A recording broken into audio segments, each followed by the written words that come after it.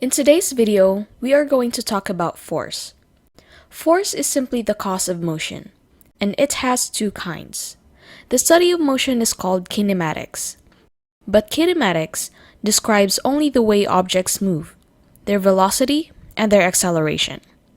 Dynamics, on the other hand, considers the forces that affect the motion of moving objects and systems. Newton's law of motion are the foundation of dynamics. These laws describe the way objects speed up, slow down, stay in motion, and interact with other objects. Now, net force is all of the forces acting on an object that are combined and added together. An external force is a force that acts on an object within the system. This type of force is different than an internal force, which acts between two objects that are both within the system. The net external force combines these two definitions. It is the total combined external force. In mathematical terms, two forces acting in opposite directions have opposite signs, positive or negative. By convention, the negative sign is assigned to any movement to the left or downward. If two forces pushing in opposite directions are added together, the force will be cancelled out or balanced. It is important to be consistent with your chosen coordinate system within a problem. For example, if negative values are assigned to the downward direction for velocity, then distance, force, and acceleration should also be designated as being negative in the downward direction. For our first example of force, consider an object hanging from a rope.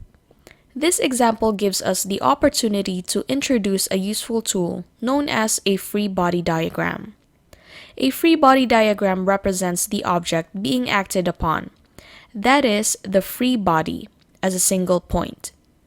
Only the forces acting on the body, that is, external forces, are shown and are represented by vectors, which are drawn as arrows. These forces are the only ones shown because only external forces acting on the body affect its motion. Free body diagrams are very useful for analyzing forces acting on an object. The picture shows the force of tension in the rope acting in the upward direction, opposite the force of gravity. The forces are indicated in the free body diagram by an arrow pointing up, representing tension, and another arrow pointing down, representing gravity. In a free body diagram, the lengths of the arrows shows the relative magnitude or strength of the forces. Because forces are vectors, they add just like other vectors. Notice that the two arrows have equal lengths in this figure, which means that the forces of tension and weight are of equal magnitude.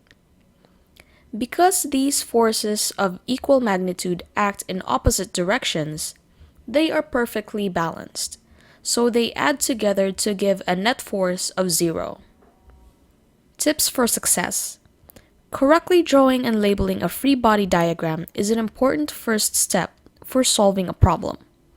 It will help you visualize the problem and correctly apply the mathematics to solve the problem. In the next 3 sections, discussing Newton's laws of motion, we will learn about 3 specific types of forces: friction, the normal force, and the gravitational force. Thanks for watching and see you in the next video.